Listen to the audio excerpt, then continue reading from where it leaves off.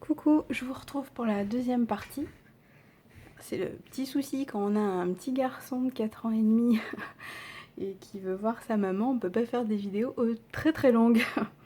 Donc en fait, voici le résultat de la première vidéo du coup.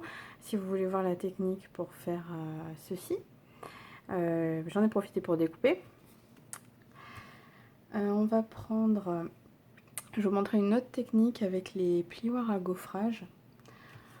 La base fait 9,5, 13,5 et on va la mettre dans un classeur à gaufrage ancré. Alors il n'y a rien de plus simple, vous prenez votre tampon et vous ancrez comme ceci. Essayez qu'il y en ait un peu partout.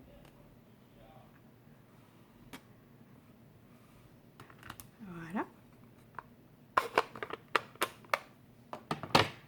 Ensuite vous mettez votre papier dans le bon sens. On referme.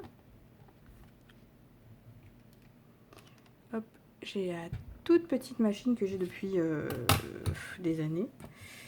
C'est à l'époque où je pouvais pas investir de suite dans une grosse Big Shot.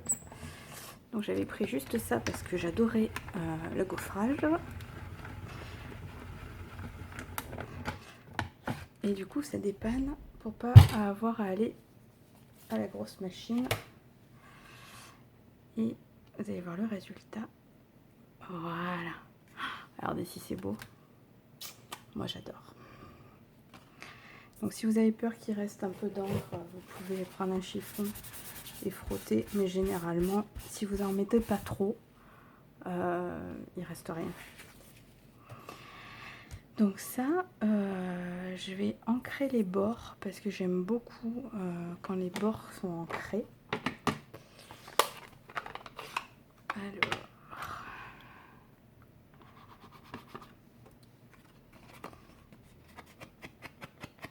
Donc ça, rien de plus simple aussi. Pour celles qui ne connaissent pas, ça donnera un aspect plus fini à vos créations en fait. Moi j'aime beaucoup cette technique. Ça a l'air de rien, mais quand vous voyez là comme ça, et que vous voyez là comme ça, moi je trouve que ça change beaucoup de choses. En plus, ça prend vraiment minimum de temps.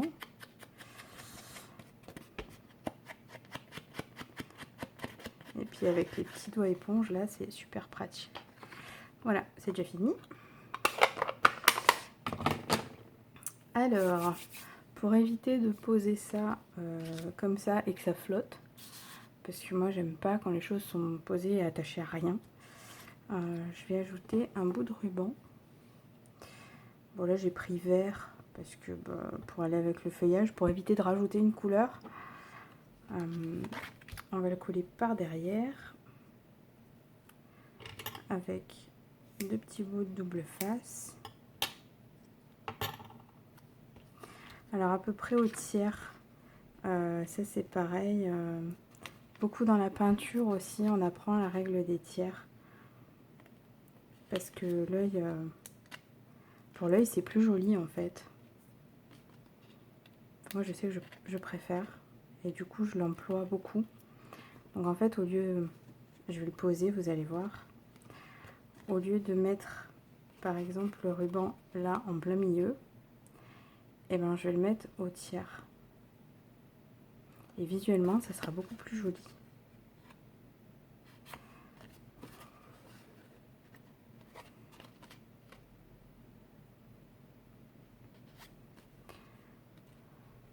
Voilà.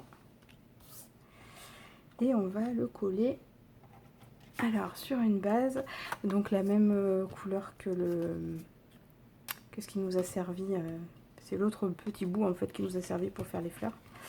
Donc là elle fait 21 sur 14,5. En fait elle fait 1 cm de plus en largeur et en longueur que celle-ci. pour qu'il puisse rester un demi-centimètre tout autour. Moi j'aime bien quand il y a des tours. Hop.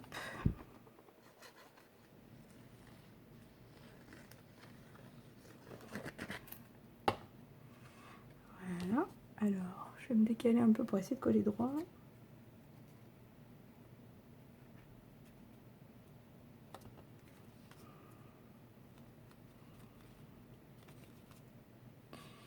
Ouh.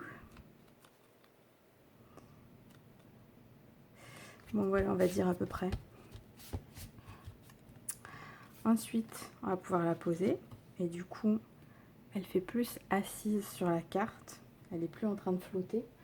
On va mettre de la mousse 3D.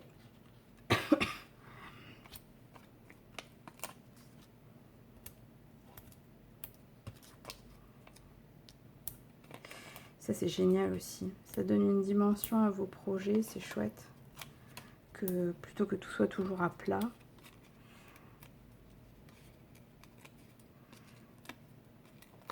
Hop.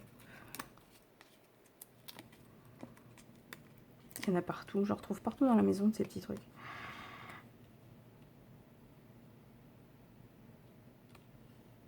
Voilà. Du coup, il y a un ruban, mais il n'y a pas de boucle. Bon, c'est plus joli quand il y a une boucle quand même.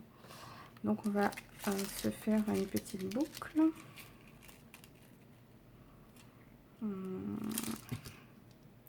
Alors moi j'essaie toujours de faire la boucle avant de couper le ruban.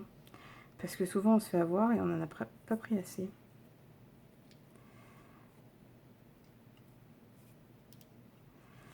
Alors essayez de faire une boucle pas trop grosse non plus parce qu'il ne faut pas cacher nos jolies fleurs.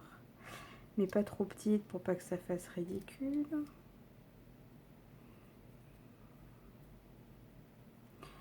Et puis après, ben, faut s'amuser à jouer avec. Hop. Puis vous regardez si ça vous va. Alors il y a plein de façons de faire des boucles. Hein.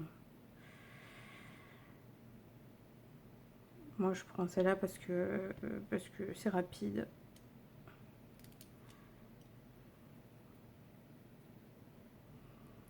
Allez, on va dire que c'est bon.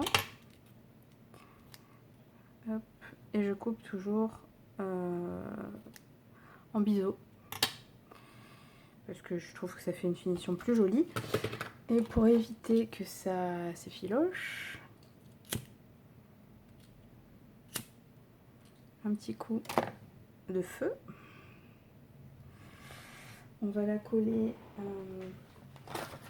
avec un point de colle parce que pour les rubans, c'est ce qui est le mieux. Hop. On va la mettre là. Tac. Et on va mettre un vœu. Alors, un vœu qui est normalement quelque part. Je sais pas où je l'ai mis. Ah, il est là. Que j'ai préparé pour pas avoir à utiliser en plus le pistolet chauffant. Que je vais mettre aussi sur de la 3D. Donc ça, c'est juste un bout de papier noir et un vœu embossé avec un pistolet de la poudre et un pistolet à colle. Voilà, je voulais un contraste. J'avais pas envie de mettre une étiquette blanche, je trouvais ça dommage parce qu'il y a quand même beaucoup de clair. Donc je voulais mettre un contraste. Et on va la mettre là, essayer d'être un peu droite. Voilà. Et c'est quasiment fini. Je vais mettre un peu de brillant.